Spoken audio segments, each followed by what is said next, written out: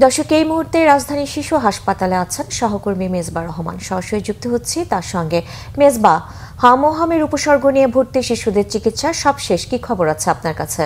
যে বিষয়টি আপনি বলছিলেন, আমি এই মুহূর্তে আছি রাজধানীর শিশু হাসপাতালে এবং আমি জানিয়ে রাখতে চাই, হাম এবং হামের যে উপসর্গ ছিল সেই উপসর্গ নিয়ে কিন্তু শিশুদের হাসপাতালে আসার সংখ্যাটা কিছুটা কম হলেও হাম পরবর্তী যে সমস্যাগুলো থাকে বা যে রোগ থাকে সেই রোগে আক্রান্ত হয়ে শিশুরা এখন বেশি ভর্তি হচ্ছে। আমরা কিছুক্ষণ আগে কথা বলেছিলাম এখানে শিশু ওয়ার্ডের অর্থাৎ একজন বিশেষজ্ঞের সঙ্গে। তিনি জানিয়েছেন যে তিনি বিগত কয়েকদিন যে চিত্র তিনি তুলে ধরেছেন, অর্থাৎ সাধারণত তিনি বলেছেন যে হামের পরে শিশুদের রোগ প্রতিরোধ ক্ষমতা অনেকাংশেই কমে যায়।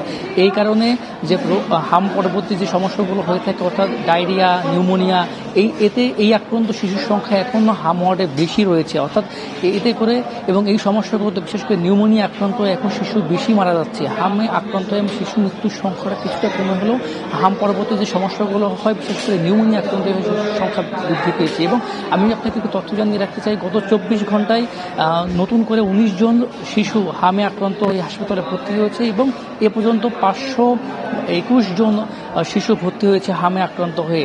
এবং এই মুহূর্তে এই শিশু হাসপাতালে 97 জন শিশু অর্থাৎ হামে আক্রান্ত চিকিৎসা নিচ্ছে এবং এ পর্যন্ত মৃত্যুবরণ করেছে 22 জন শিশু।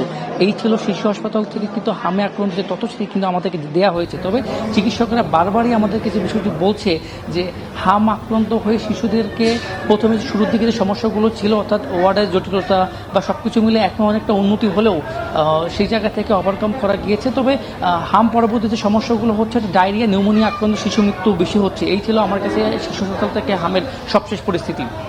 ধন্যবাদ মেজবা রহমান।